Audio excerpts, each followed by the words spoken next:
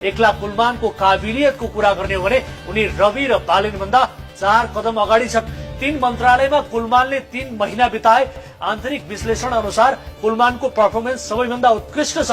उनी परिणाम दिन सक्ने व्यक्ति हुन् भन्ने कुरा यसपटक पनि प्रमाणित गरिसकेका छन्। कुराले लट्ठ पार्न त एउटा चटकीले पनि सक्ला।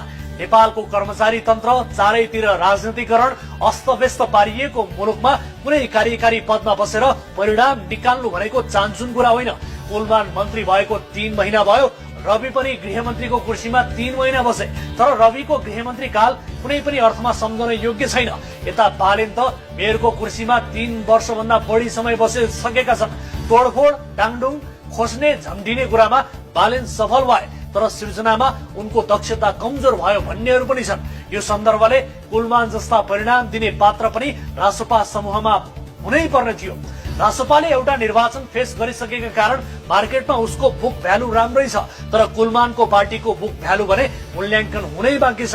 कुलमान एक व्यक्ति अपल भए पनि पार्टीको कुरा आउँदा कहिलेकाहीँ मत परिणाम अनपेक्षित हुन सक्छ।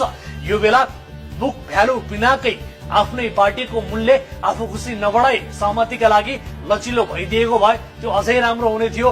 रवि सभापति, बालेन प्रधानमन्त्री हुने भनेपछि कुलमानलाई पनि लाग्यो होला अनि म चाहिँ थपडी बजाउन मात्रै राजसभामा जानु। थपडी मात्रै बजाउने भूमिका दिन त प्रचण्ड नै तयार थिए। कुलमानको चाहना प्रधानमन्त्री नै भएर देशलाई रूपान्तरण गर्ने भन्ने देखिन्छ। यो कुरा उनले औपचारिक रूपमा भनेका पनि छन्।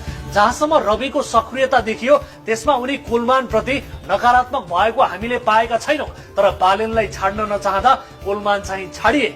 चुनावपछि रासपाले सरकारको नेतृत्व गर्ने अवसर पायो भने त्यो बेला कुलमान जस्ता परिणाम दिने पात्र उसलाई चाहिन्छ पनि।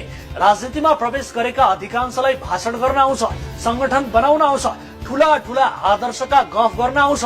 यो कुरा कांग्रेस, एमाले, माओवादीका नेताहरूबाटै थाहा हुन्छ। तर परिणाम दिने गरी काम गर्न आजसम्मका कसैलाई पनि आएन।